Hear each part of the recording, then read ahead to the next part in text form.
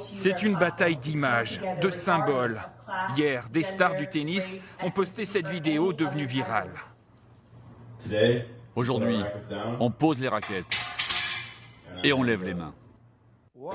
Les sportifs du monde entier, les uns après les autres, se mobilisent pour dire non au racisme, comme le français Jo-Wilfried Tsonga.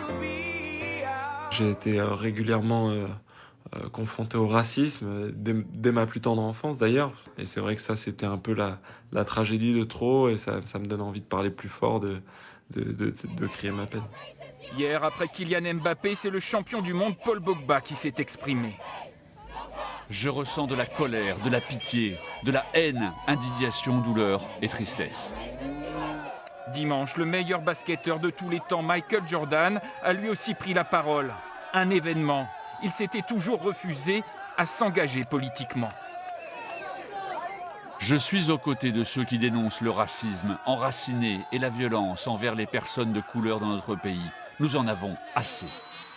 Le monde sportif d'un côté, des artistes de l'autre, comme la chanteuse Beyoncé qui a envoyé ce message pour interpeller ses 145 millions d'abonnés. Il y a eu tellement de fois où nous avons vu ces meurtres violents et il n'y a pas eu de conséquences. Quelqu'un a été arrêté, mais la justice n'a pas encore été rendue. En France, des comédiens comme Omar Sy ont été touchés par la mort de George Floyd. Il a posté cet écran noir avec ce slogan « Blackout Tuesday », un appel venu des États-Unis pour faire une pause dans l'industrie du spectacle. Un mouvement pour faire réfléchir et rejoindre les centaines de milliers d'Américains qui défilent chaque jour dans tout le pays.